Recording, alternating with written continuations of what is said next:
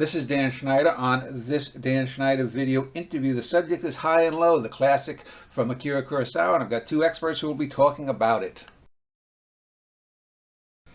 The 1963 film High and Low by Akira Kurosawa is the subject, and I have two men who will be talking about it and why we think it's a great film.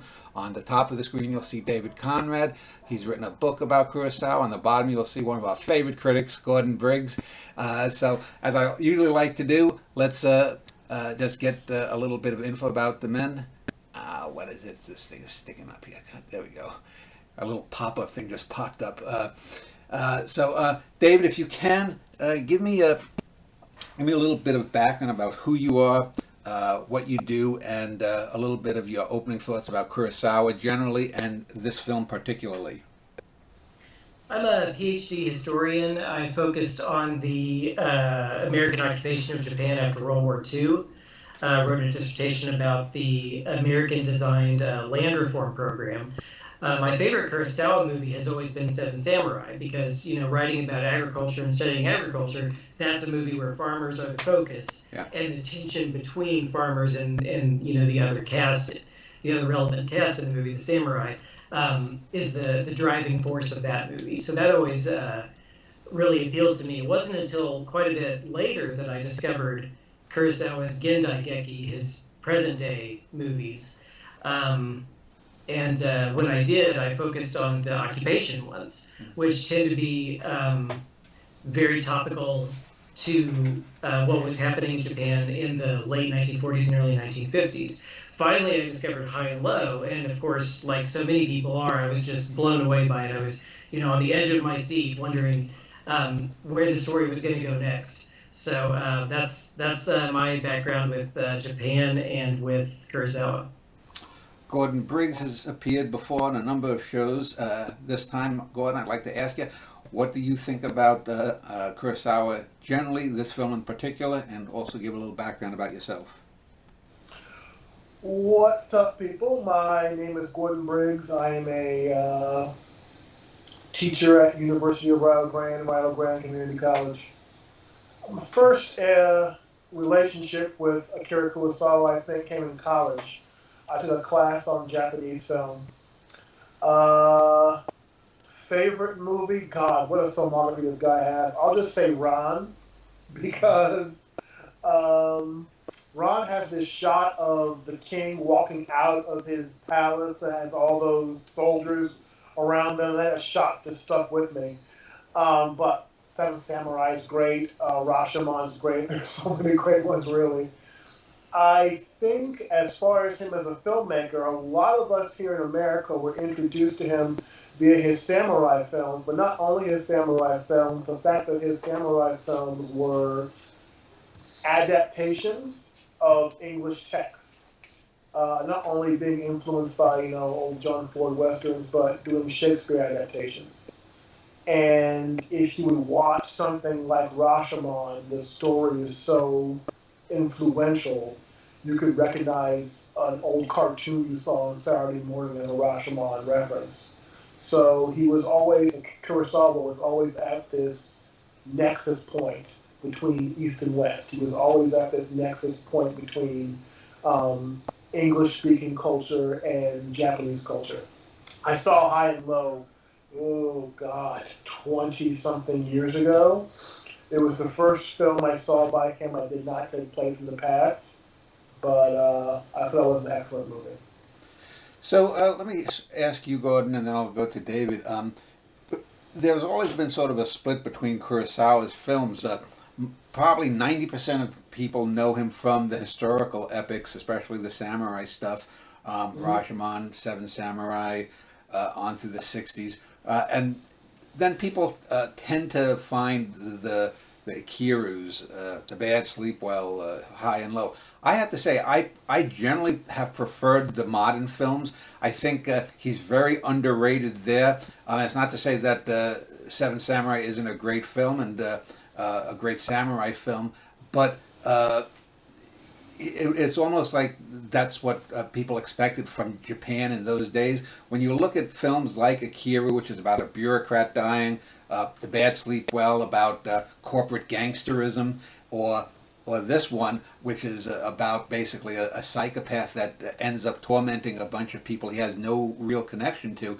Um, these things seem to me just so far ahead of their time. They're things that in Hollywood we wouldn't be seeing for decades to come. What is your take, Gordon, on the modern set films versus those historical epics? Well, just for a matter of practicality, I was introduced to the historical film set in feudal Japan first. Hmm. So it was almost like you watch those samurai movies and then you get into the more modern stuff. If there's a reason for that, for the preference, I mean, I enjoy them both. If there's a reason for that, is because if I want to see a cops and robbers film, I have those here. I have French movies, I have Italian movies. Everyone does their noirs. If you want to see a movie set in feudal Japan, you know where you go. So I think just as far as being in the marketplace of international cinema, he kind of had the monopoly on Japanese films. And I mean, there were other great Japanese films set in the past, ghost stories and things like that. But if you wanted crime movies, there's all different places you can go. I did not discover Stray Dog until later, or the movie he did about the dying bureaucrat, Kiru. Yeah.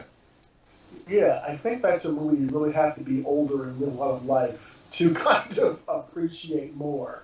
And if you're a kid, you can watch Seven Samurai and get it. If you're a kid, you can watch Rashomon and get it. So I think it's a matter of it's a something in particular that he was good at, and there were all other types of crime films out there. Having said that, I think that his modern day crime films were exceptional. David, how about you? The modern films versus the historical films. Which, if either, are you drawn to, or is it just Kurosawa himself that you are drawn to? At this point, having written a book and having watched all the movies multiple times, I see a lot of value in all of them. But the way that I think about the Jidaigeki, the period piece movies, is that they're really not, even they are not really about Japan's past. They are about the moment in which they were made. And that's especially true for the earlier ones when Kurosawa was a younger man, and he's more,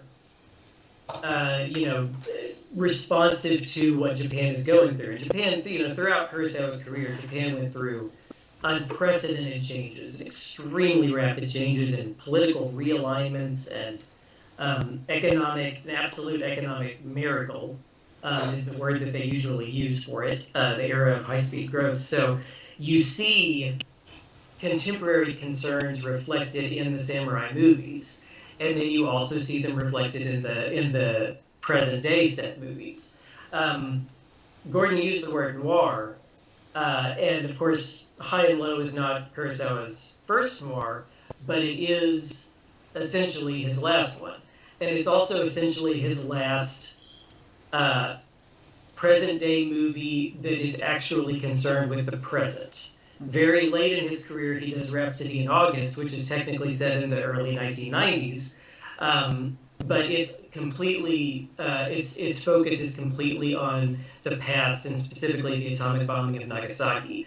So, and Dodeskadin is also sort of a present-day movie, but it takes place in like this highly stylized other world. It's not really about 1970 Japan any more so than Dersu Uzala, his Soviet film from 1975, any more than that's specifically about mid-1970s. Although even in those movies you do see contemporary concerns reflected. So I think to some extent Kurosawa might not have made such a big distinction between his period pieces and his present-day movies. For him, they're all ways to express what he's thinking about at the moment.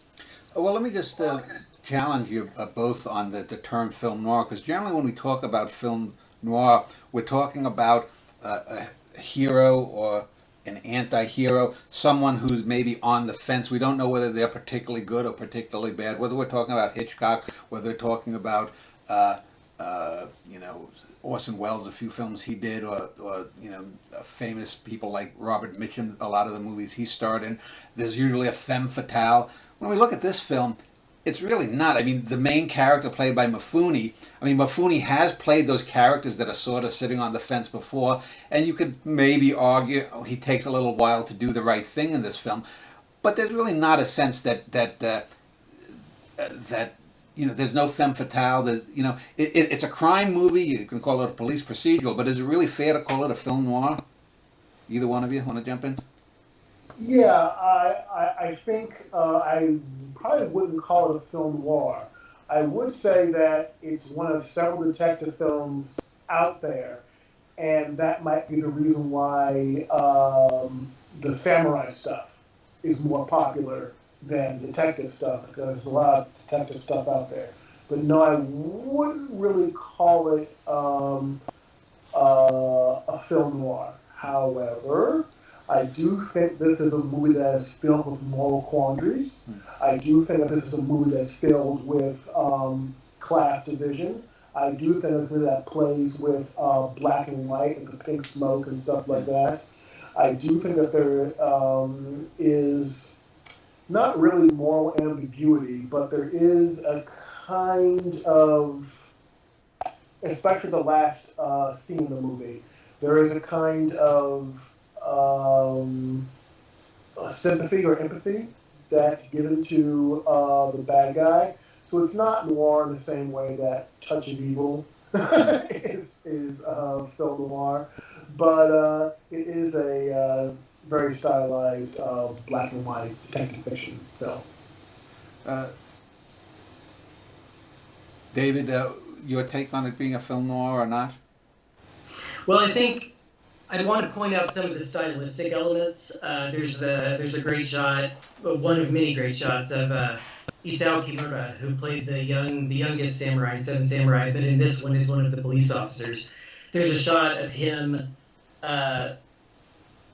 partially screened by the very closely spaced blinds that create this, you know, beautiful black and white contrast. And of course, blinds are one of the, you know, the cliche noir film language elements.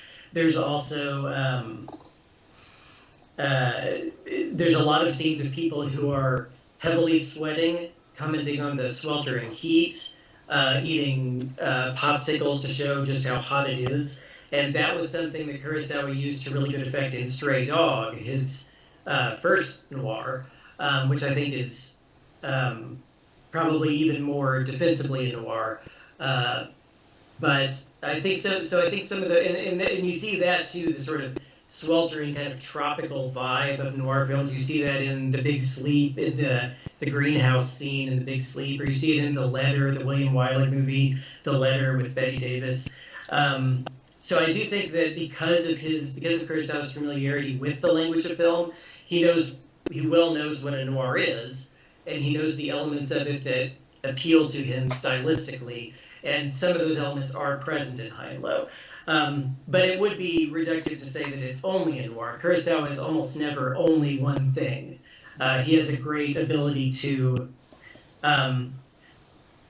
advance genres. And so this one is so much more a police procedural than Stray Dog was, and predates, you know, the heyday of police procedurals that started in the 80s and continued on into the 90s. You know, predates that by a generation. So there's more going on to it than just a noir, but I do think some of those elements are there. So, regarding the structure of the film, it's almost like you're watching two halves of a play. That it's just Act 1 and Act 2. Act 1 sets up the stakes, and it's basically further divided into two acts. There's the background of the main character Kingo Gondo, played by Toshiro Mifune, where he is in his life as an executive at a shoe company. He's trying to make a big move to you know, basically move up into the hierarchy of shoemakers in Japan at the time. And then the second half follows the main villain, who is clearly someone who's psychopathic, is out of touch with reality. His methodology of picking the man to torment or not seems utterly random, which makes it quite a bit realistic too, more so than a lot of other slasher type films that would come in the West. Gordon,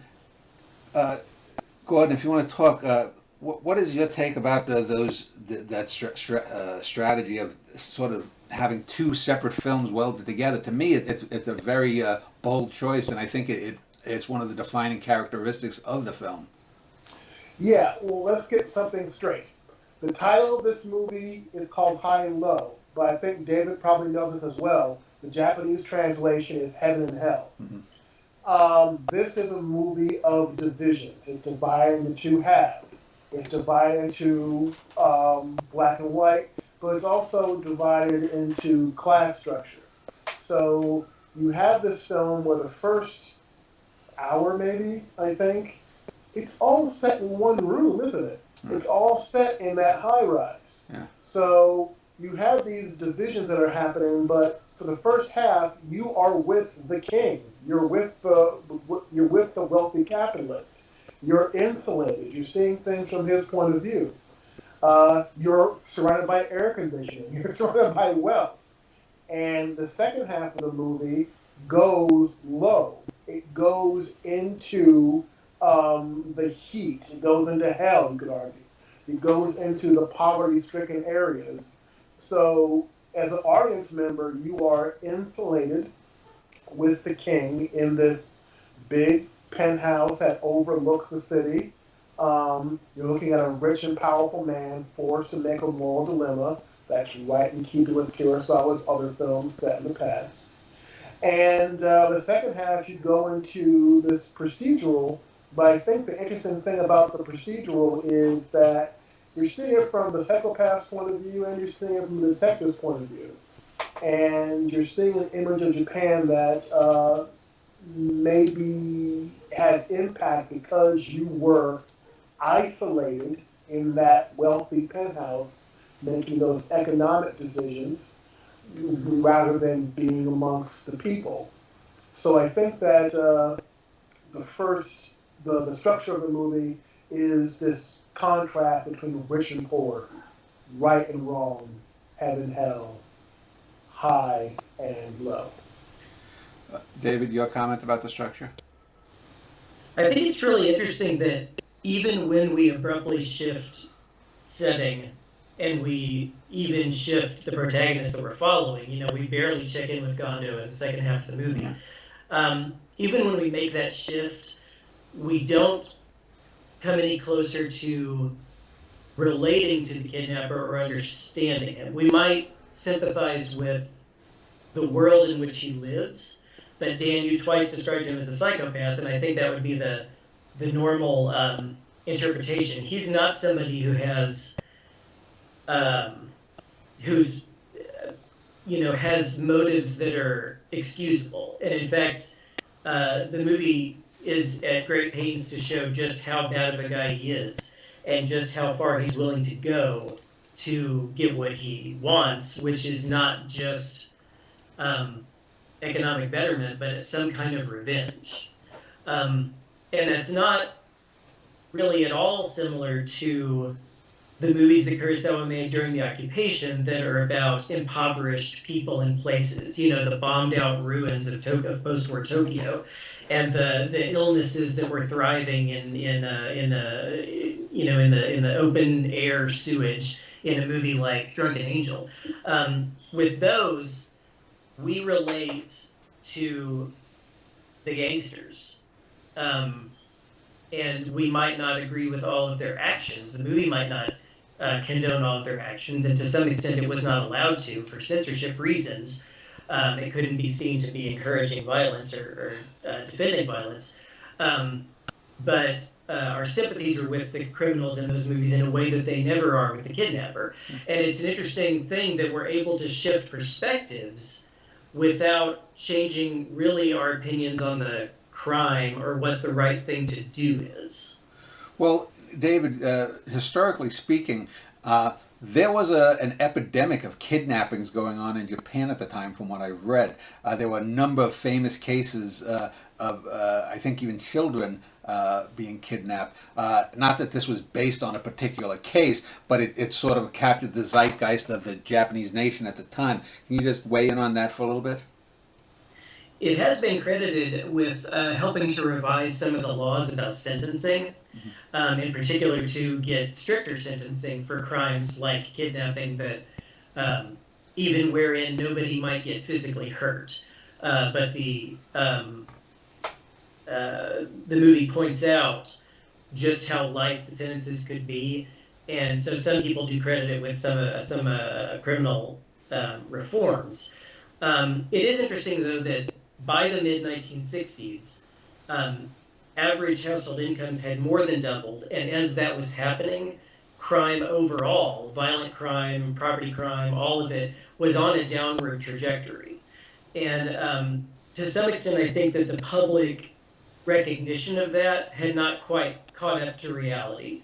And certainly there was a lot of interest in movies about crime. The heyday of gangster movies was just getting started, what we now sometimes call the Nikatsu noir movement. Movies like Tokyo Drifter and Colt is My Passport, and what is it called? There's a great title, it's called Open Fire at the Police Car or something like that. So those kind of movies about crime and hard-edged, violent crime, are getting more and more popular. So that kind of thing is remaining in the public consciousness, even if the actual data is showing a decline in crime. So, Gordon, let me ask you about Mifune's performance here, because Mifune, as an actor, had this reputation of being an explosive actor. He was Robert De Niro before Robert De Niro. In many of the films that have been mentioned offhandedly thus far, like Rashomon and Seven Samurai, and the later, more sometimes comical films of the 50s and 60s that were samurai based, he plays these over-the-top characters. His expressions are almost maniacal, demonic in some ways, D-A-E-M-O-N, demonic. But in this one, I mean, it's a total 180. I mean, we see a few hints of this, but he's a man who's just, I wouldn't say repressing, I guess, but suppressing the rage that he feels, because he's basically put into a no-win situation. Either he's going to be seen as a monster because he won't want to pay the ransom for what turns out to not be his child, but the child of his employee, or he's going to lose everything financially and have to start from at the bottom or near bottom of the business again. Your thoughts on that, Gordon?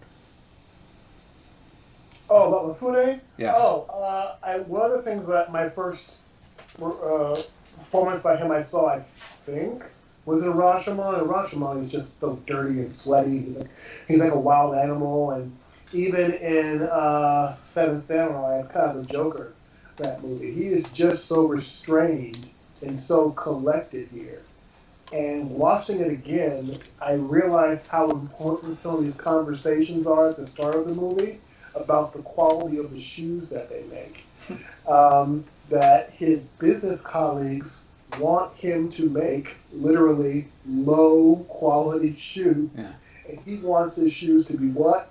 High quality. Again, high and low again. Yeah. And there's this whole idea that he is willing to take a loss that means a higher quality product. So there's this strange kind of dignity that's given to him at the very start of the movie. And if I remember the film correctly, he loses a lot of his wealth by the end of the movie, right? Yeah. Yeah, so he's literally brought down. He's literally brought low. So I think it's a very restrained performance for him, but he's also probably the most sympathetic character in the movie, because you see that he's really trying to balance these two things out and trying to balance not only, the kidnapping of other person's child, but their scene with his wife and their scene with the police, almost. Like he has to enact a kind of performance, I want to say, and pretend that the police aren't there, even though that they are. So I think it's a very restrained, dignified performance because that's the character you have to play. David, my favorite scene in the film regarding Mifune, well, the one I think is the most telling, is after he's made the decision to to give in to the ransom demands. He basically departs from the film, other than a few shots on the street and the last scene, which we'll get to later. But there's one scene where he's mowing his small little lawn, and you see him in the background, and he's going back and forth in straight lines, not looking at the camera or whatever. And it made me think of a lot of the things that we now see in computers, where if your screensaver, bzz, bzz, he's a man who's basically literally on hold, and he's just going back and forth, back and forth, back and forth. He's not going high, he's not going low, back and forth. I think it's a wonderfully evocative scene. It reminds me actually of the Virgin Spring, the scene where the knight character he finds out his daughter's been dead, and we only see him from the back, and we get to imbue things in it. In a similar manner, as viewers, we have to be wondering what the hell is on this mind. He's probably thinking, my life as I've known it is over, and yet we just see him like a bee, back and forth, back and forth. Bergman later described The Virgin Spring as, quote, a wretched Kurosawa imitation, which is much too harsh. The Virgin Spring's a great movie, but definitely no accident that it would have echoes of how Kurosawa shoots people. And one of the ways that he shoots people is he's not always looking at their faces, and the actors don't always know that. Kurosawa was famous for setting up multiple cameras so that the actors couldn't play to one of them, and then he would use whatever shot he liked best, and a lot of times that was a distance shot. There's a lot of deep focus in high and low. In that particular shot, that one and many of the shots of Gondo in the second half, we are absolutely wondering, what is he going through emotionally? What is his next step going to be? How is he going to get back on his feet? Is he going to get back on his feet? Is this deal going to magically go through? We don't know. And the police, particularly the chief of the investigation, played by Tatsuya Nakadai, who is now coming onto the scene and who would be an important player for Kurosawa going forward after Mifune and Kurosawa stopped working together. Tatsuya Nakadai articulates that when he tells the other officers, if you get tired, if you're sick of pounding the pavement looking for this kidnapper, just remember what Gondo is going through. Remember what Mr. Gondo is going through. And they'll all sort of, very soberly and respectfully kind of bow their heads and furrow their brows. And, we're thinking about Gondo much more so than we're thinking about the boy's father, which is really interesting. And it's also interesting that when they finally do get the kid back, after the train, the train drop off, who is it who runs into the kids and scoops the kid up in his arms? It's not the kid's father, it's Mifune. So we're always looking for those emotional reactions from him, partially because I think, as Gordon said, it is a very restrained Mifune performance for the most part, particularly in the second half. So that does lead us to examine him so minutely for how is he feeling right now? What's he going to do? Yeah, you mentioned that train scene, and the train scene seems, I don't know if it was I'm thinking it was filmed on an actual train, or because it doesn't have that Hitchcock feel, that fake Hitchcock feel. Yeah, they rehearsed it on a mock-up for several days, and then they did the real one live on a moving train, which is a crazy thing to do, but that's the kind of thing Kurosawa was known for. It was just these totally impractical shoots that either went way over budget and way over deadline, or turned out fantastic. And with High and Low, he delivered it in under a year, which at this point in his career is like record-setting time. Gordon, let's talk a little about the police procedural scenes, because this is one of the more famous ones, and as David had said, it presaged what was coming in Hollywood a decade or two later. It seems to me that those scenes work a lot better because number one, they seem to be more well written, and the cops are shown not necessarily as heroic. I mean, yes, they want to get the kid back, they want to solve the crime, find the perpetrator, but we see a lot of the messiness that we don't usually see in Hollywood films. We see that these guys are sort of stumbling here and there. They move forward, they fall back. It's a much more human portrayal of police in Japan, I guess, than what Hollywood was doing at the same time. What is your take on how that proceeds? One of the things that really drew me into the second half of the movie is that the crime in the first half is being recorded audially, it's being recorded on camera, and they have this neat convention of the kid painted a picture, or if you drew a picture with crayons, and they're trying to find the mountain that it does. I don't know. I just love the little detail of you, the audience, have witnessed the crime. They videotaped it, and now we're going to stop, not the movie, we're going to repeat almost from the detective's point of view what has happened before. And almost like there's a Zapruder film, we're going to stop and analyze what this image is and try and get what this person looked like. It's almost like what you would see in those Antonioni movies like Blow Up or something like that. If I remember correctly, they replay the phone call from the kidnapper and realize the train noise. I love shit like that. Okay. Where it's just practical. What did that sound like? What kind of train was that? If you remember the Harrison Ford movie, The Fugitive, that's how they found out what Harrison Ford was. They analyzed the train, and then they had this image of the kid. So it almost turns the investigation into a type of movie making, into a type of filmmaking where you have to analyze images, analyze sounds, and put together a story in order to find your suspect. I don't know if that was the intention at all, but there's a little bit of metatextuality there about the detectives not only trying to find out who the kidnapper is, but doing it by literally putting together an audio-visual text. David, this was supposedly based on a book called King's Ransom by Ed McBain, a popular crime writer of the 50s. How much of those police procedural scenes or the human aspect of it was taken from the book, if anything at all, or was that all Kurosawa? Shockingly little of it comes from the book. There's no train scene in the book. There's no pink smoke scene, which I think is probably the biggest thing that people remember about High and Low, is that suddenly there's a flash of color in the middle of it, and the genius of planting those capsules in the kidnapper's suitcase so that when he tried to dispose of them, it would give away his location. That's not in the book at all. In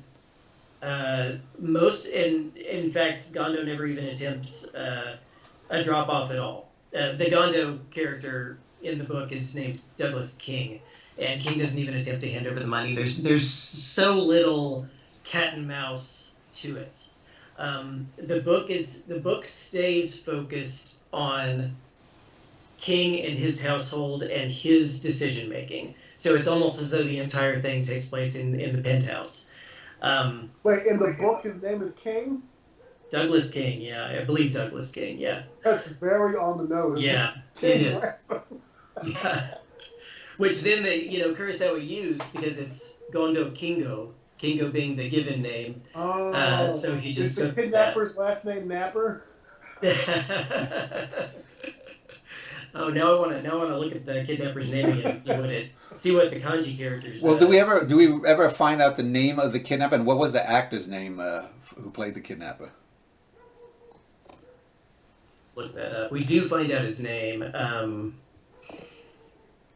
This was the kidnapper, the actor. It was his first role, or at least his first notable role, and then he went on to have something of a successful career afterwards, and did work with Kurosawa again. But I'm blanking on his name. My favorite casting thing about High and Low is that the child who gets kidnapped, Shinichi, is played by this kid named Masahiko Shimazu, who's most famous not for this movie, but for the Ozu movie Good Morning, in which he plays the younger of the two brothers in Good Morning, which is a color movie, even though it came out about 10 years before this one.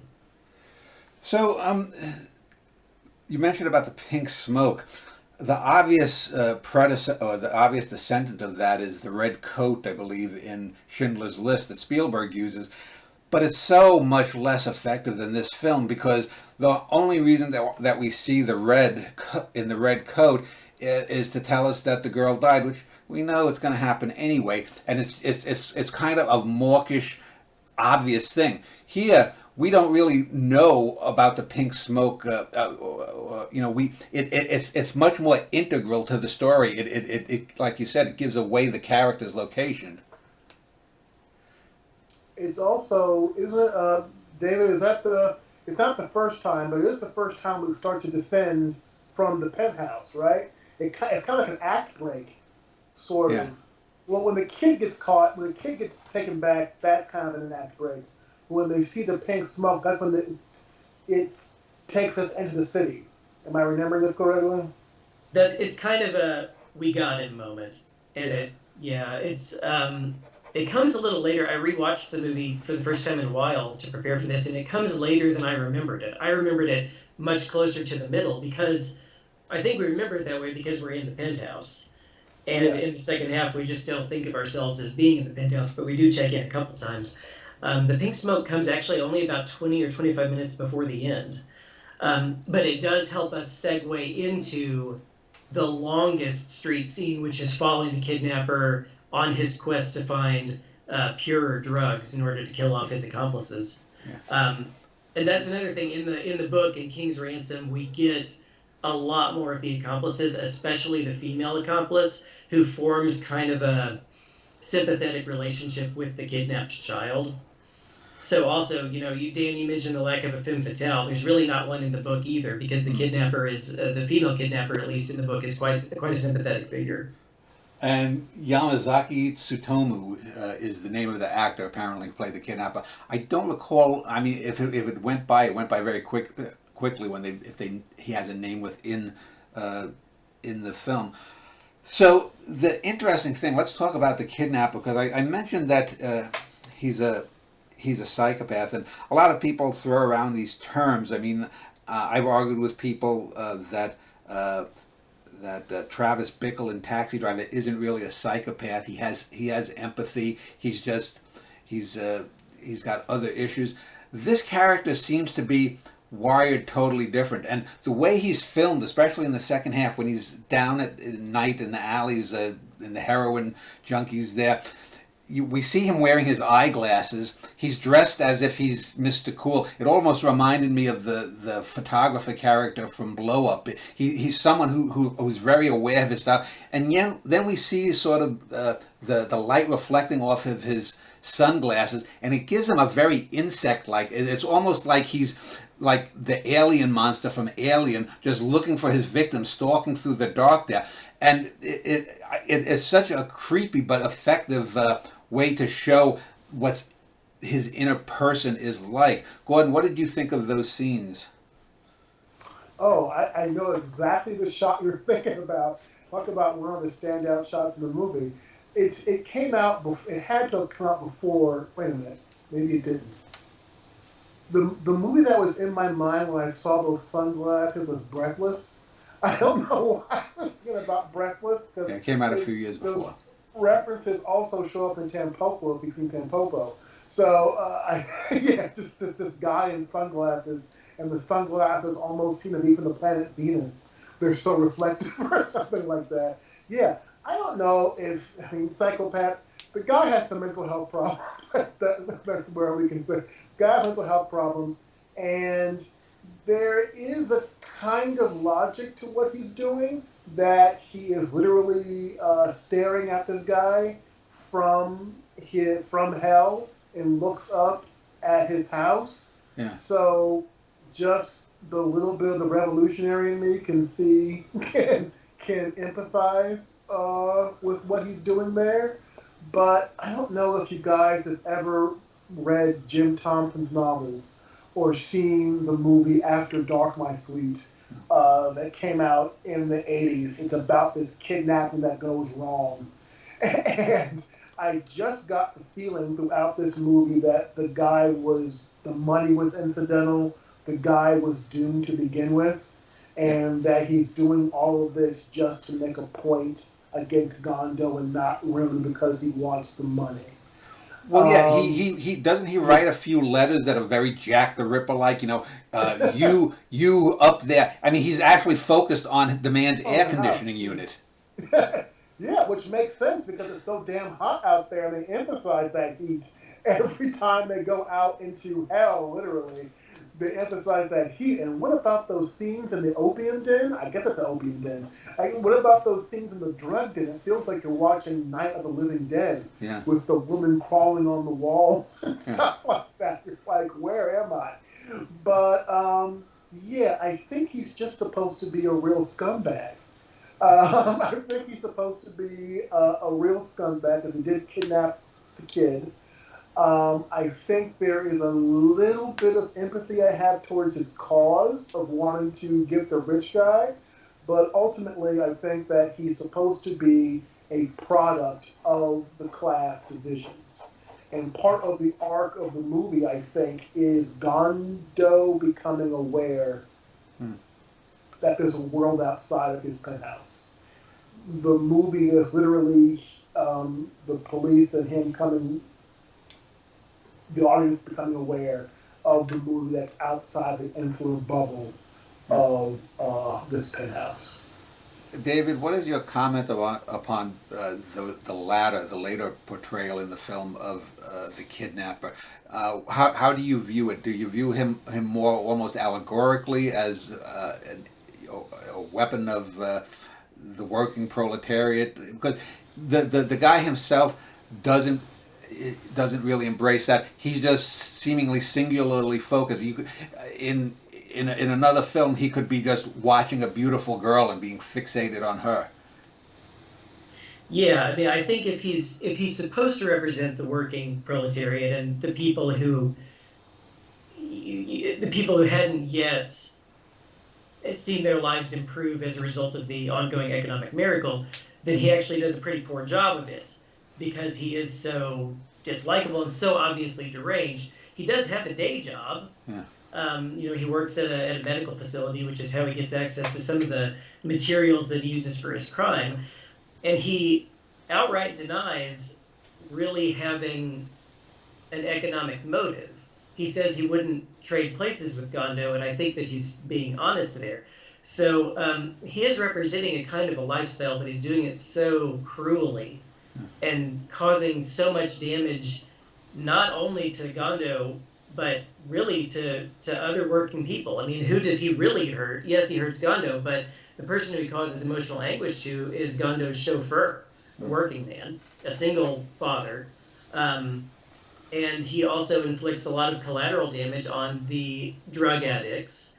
He kills one just to test if his drug supply is right, and then also on his two accomplices, who he also kills. So he's doing an awful lot of damage all across the board. It's not very successfully targeted, but I think that makes it all the more profound and surprising. And I still remember how I felt about it the first time it happened, when he delivers that final line to Mifune, and then the window in the prison slams down between them, and Mifune is left just looking at himself.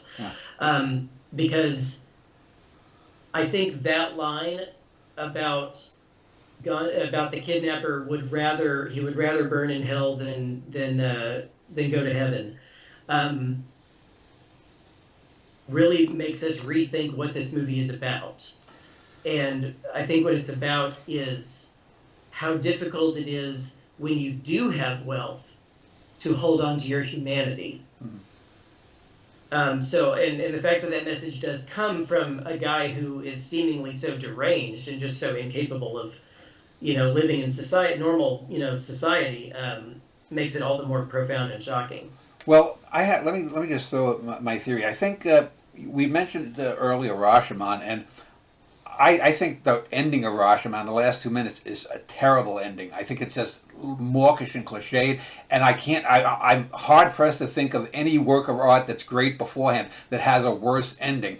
He never repeated that. All the endings of all of the rest of his films are superb. From the ending of Seven Samurai with the swords in the thing, the Ikiru thing where we find out what the bureaucrat did. The absolutely bone-chilling ending of The Bad Sleepwell, where we don't even see the real Mr. Big. We just see the groveling, VP. And then in this film, Kingo Gondo, he's been laid low. The dragon has been sort of slain. He's humble. He's working for another company. He's looking to move back up. But he has to find out why someone would do this, because in his mind, it's been about him, because it was his son that was supposedly targeted, whatever. And then that scene there where we look like we're going to get a typical Hitchcockian kind of exposition of what we've just seen, and then all of a sudden, the frenzy that he leaps up. He looks like he's going to just rip Mifune apart. But he's got the barrier between the thing comes down, the glass, and we just see Mifune, just like with the mowing scene, he's not even taking that far back. He's just sort of forlorn. It's almost like his innards have been scooped out. He can't even emotionally react. It's such a dynamite ending, and I think that sort of abnegates the idea that it is a class struggle kind of thing, minus the other things that have been mentioned, because shit just happens, and this guy just fixated on this one guy, destroyed his life presumably, and that's just the way it goes. I think of the Kurt Vonnegut thing. In Slaughterhouse-Five, what is it, ho ho or whatever? Pooty wheat. Yeah. So Gordon, what then? That ending where we do see the reflection of Mifune. Is a part of him that way? Is he the capitalist that's going to, look at himself? There's a lot going on in that ending. We've seen the two people across the way before. I don't know if any of you have seen the movie Pickpocket, but Pickpocket has a very similar ending. Paul Schrader copied the ending for his Card Counter movie. Paul Schrader copies everything. Don't say. Loves to copy. What occurred to me, other than just the visual of both one guy's image is reflected on the other guy's face, it felt to me like this was the first time in a movie where these two people on very opposite ends of the economic spectrum were equal. They were face to face. I don't know if they were equal in circumstance, because one guy's about to die, it looks like. The other one is. At least has some money, has his family and his chauffeur, has his kid back and everything. So it seemed like this was the first time that the two were equal, and they could at least have a conversation. But what I thought was so interesting is the kidnapper keeps saying, I'm fine, I'm fine, I'm fine, I'm in control.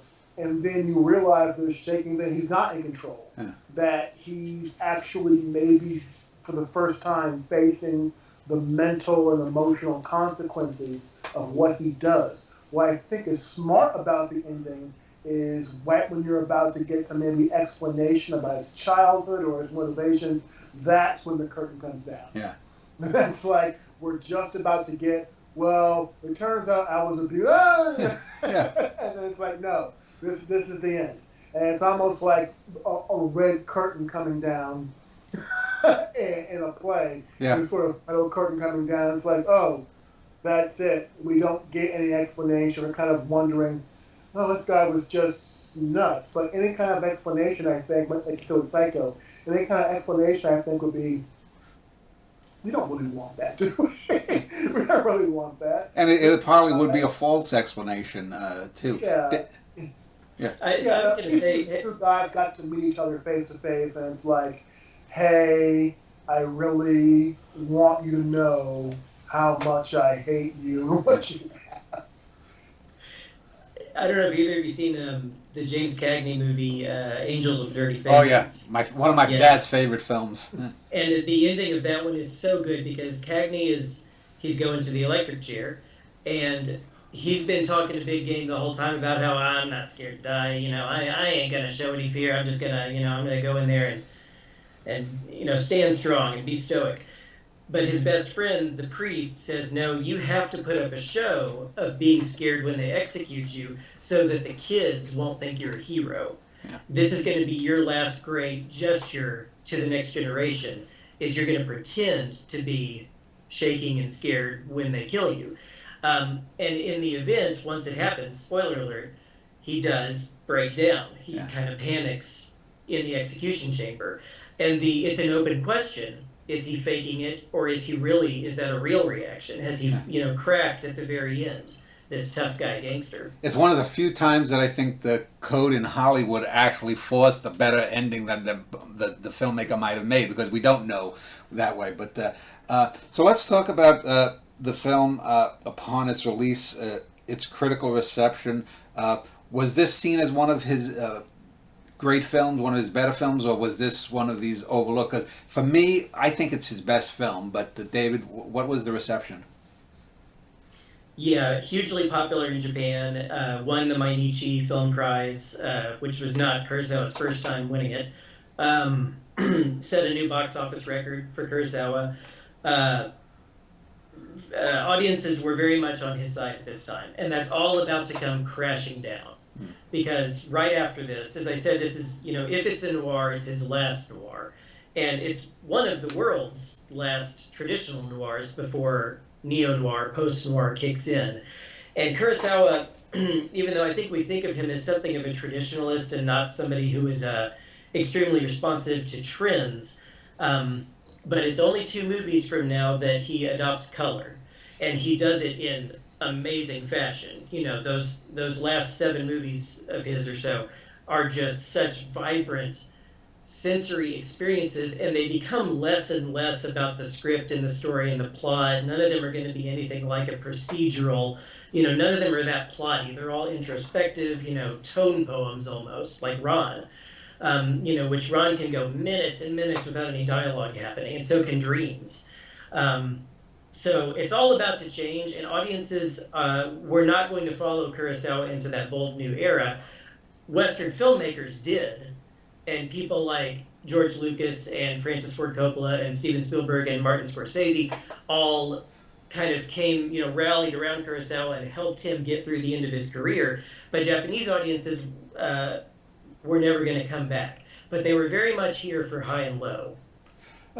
Gordon, let me ask you, because I watched a lot of samurai. Well, I won't say a lot, but I watched quite a bit of samurai films when I was a kid. I'd see them in the 70s, 10, 12 years afterwards, and I'd seen a few Kurosawas. I don't remember which ones, but if you went back to the 1980s or 90s and said Kurosawa, a film like this would probably have been forgotten. I think it wasn't until maybe Criterion or some of these other high-end DVD makers brought it back to the consciousness that it seemed to come back. Am I misremembering that, or was there just a tsunami of the samurai? You see, I'm always careful about statements like this, because I'm like, this one was more popular than this, and as soon as you say that, you're going to get people who say, oh, no. I always liked High and Low. It was all, let me just say, like I said, in the international film market, if you want to distinguish yourself, I think his samurai movies were more popular. Also, I think if they came on TV more here. Yeah. I would see Seven Samurai on PBS. You would see people reference Kurosawa via Star Wars, or via references to westerns, Yojimbo and stuff like this. Yeah. So I think High and Low didn't really come about with grand cinematic legacy until maybe Criterion started putting out those movies. I remember Morgan Freeman did a really mediocre movie called Along Came a Spider, which the whole getting rid of the money on the train thing is right out of Kurosawa's High and Low. Incidentally, This case came to mind. Steven Soderbergh made a miniseries for HBO called Full Circle, which is pretty much a remake of High and Low. It's a 3 or 4 part series. He instead of concentrating on poor drug users, he concentrates on the immigrant population in New York City. But it is a wealthy person whose son is almost kidnapped, but instead one of his employees' children is kidnapped, and he has to pay the ransom for them. It's a very interesting miniseries called Full Circle.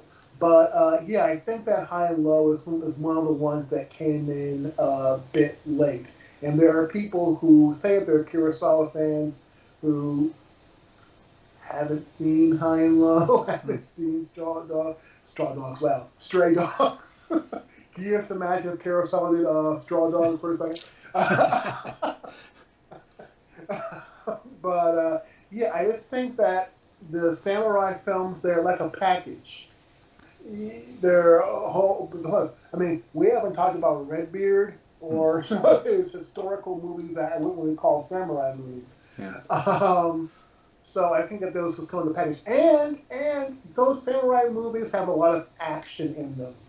And as much as I enjoy High and Low, you do have to do a lot of listening, a lot of reading, and a lot of stuff like that. But for those samurai movies, there's just Yojimbo. It's just action, action, action. Seven Samurai, action, action.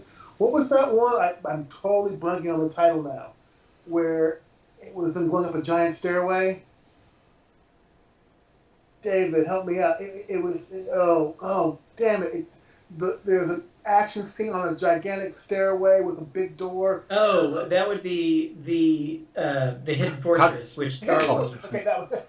Yeah, which Star Wars was loosely based on. Well, I was thinking also in Kagamusha they have a similar thing where the arrows come in with the flames and they're going up the wooden. So I was thinking of Kagamusha, but anyway. Yeah, or Throne of Blood. I mean, Blood, right. Throne of Blood is also so. I just think that those movies just translate easier. It may just be this is one of the things that happened after Crouching Tiger, Hidden Dragon came out. We were inundated with this whole new wave of wushu movies. I just think that sometimes, in a practical matter, in the global film marketplace, action movies translate better than dramas and police procedurals. So it might be no other reason than that why those films have become more popular than High and Low. But still, High and Low is one of his best movies. David, would you agree too that High and Low was sort of short shrifted in the late 20th century before DVDs came along? Yes, up until recently, yes, it was considered an obscurity. You could reasonably make the argument that it was obscure. I don't think you can make that argument anymore. Yeah. I think that a lot of people now have discovered it, or it is at least very discoverable. Yeah. Thanks, largely probably to Criterion, but also to, I believe Scorsese considers it his favorite Kurosawa movie, which makes a lot of sense in that it is largely about one man's moral dilemma, moral quandary, and sort of the corrupting influence of wealth. So in that way, it's a lot like a lot of Scorsese movies. I think we should mention while we're on the topic of remakes, I had no idea about the Soderbergh one. I cannot keep up with Soderbergh's career. That guy puts out a lot of movies. But Spike Lee and Denzel Washington are going to be remaking High and Low, reportedly. I hope that happens because I think that if anybody has maybe a distinctive spin that they can put on it, it might be Spike Lee. I mean, he's, as long as he's not in front of the screen. Did you see his Old Boy remake? Yeah. I saw, not only that, I was at Fantastic Fest in Austin for the premiere maybe of The Handmaiden. And Park Chan-wook was in attendance, the director Park Chan-wook, and somebody asked him if he had seen Spike Lee's Old Boy, and he said, pass. What I was going to say was this was happening right at the time when I was in film school in college. And I think something that has to be accounted for here is the wide available access of DVDs. Yeah. I think that when DVDs came out, and you can get DVDs from around the world, and they will be put in these sort of glorious packages for you. I think that helped expand Kurosawa's filmography to a lot of Western audiences who had maybe just seen the samurai stuff. I remember, and especially think about it now, I remember when you wanted to see these foreign films, if they didn't come to repertory theater, you had to go to a university library, or you had to wait for maybe PBS to show them you did not have access to all this stuff. One of the strange things about being a cinephile now is you have access to way more stuff than you did 20 years ago. So if someone was going to be a film fan, they had to put in a certain amount of work, and you could only see what was available to you. So, Go ahead. so David, I guess, he's come back. Let me just ask them to wrap this up then. The title of this show will be Why High and Low is Great. So if you could, Gordon, answer that question to someone who's never seen the film or never seen Kurosawa, why is it great and why should they watch the film? Okay. I don't care if the movie came out 70 years ago. Was it 80 years ago? No, 60. Oh, God. I don't care if the film came out 60 years ago. It still plays. Yeah. Right from the first 20 minutes, I want to say, when you get that phone call, Yeah. all the way up to the very, very end of that movie, there is tension. And even though it takes place entirely in one place at the start of the movie, there's a lot of movement. There's a brilliant use of blocking. And because the movie in two parts, the second half of the movie, which is, I think, the better half of the movie, really involves you in this police investigation for the kidnapper. So if you're looking at something that has great acting, great composition, and real tension, it did not feel like a 2 hour and 20-minute movie, even though it is.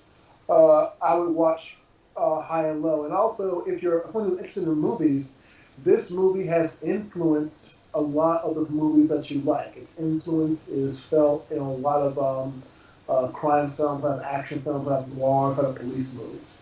So that's one of the reasons I think it's great. Well, who would have thought that a film focusing on a shoemaker could be so thrilling? If the shoe fits. Yeah. So, David, if I could just ask you then the same question, why is this film great and why should someone who's never seen it watch it? Well, Gordon mentioned earlier, you mentioned that you have a revolutionary side to you, and I think we all do, and Kurosawa certainly did, and this movie demonstrates it. One of the things that really struck out to me on my most recent viewing was just how much Kurosawa dislikes those shoe executives. They are so rude. They are so rude not only to our protagonist Gondo, but they are rude to the police who are investigating the kidnapper. They kind of don't care. They kind of even say that they're on the kidnapper's side because they dislike Gondo so much too. Except that with them, they dislike him because he's getting in the way of their takeover and their plan to foist a bunch of terrible shoes off on the unsuspecting Japanese public. Yeah. The only other movie that comes close, I think, to being as opposed to the cravenness of the striving bourgeoisie would be The Bad Sleep Well, which does end with that phone call that suggests that, like, the corruption that we see in a company setting maybe goes all the way to the top, maybe goes all the way up to the prime minister's office. So it's there in that movie too, and I would certainly recommend that people see The Bad Sleep Well if they haven't. But seeing Kurosawa just hammer home how much he dislikes these wealthy little capitalists is a lot of fun and still relevant today, I think, when there's a lot of talk about wealth inequality, wealth disparity, and what the responsibilities of the wealthy are. Well, I want to thank both of you for spending a little over an hour speaking about the film. Gordon Briggs, David Conrad, thank you very much. Thank you so much. Thanks, Dan.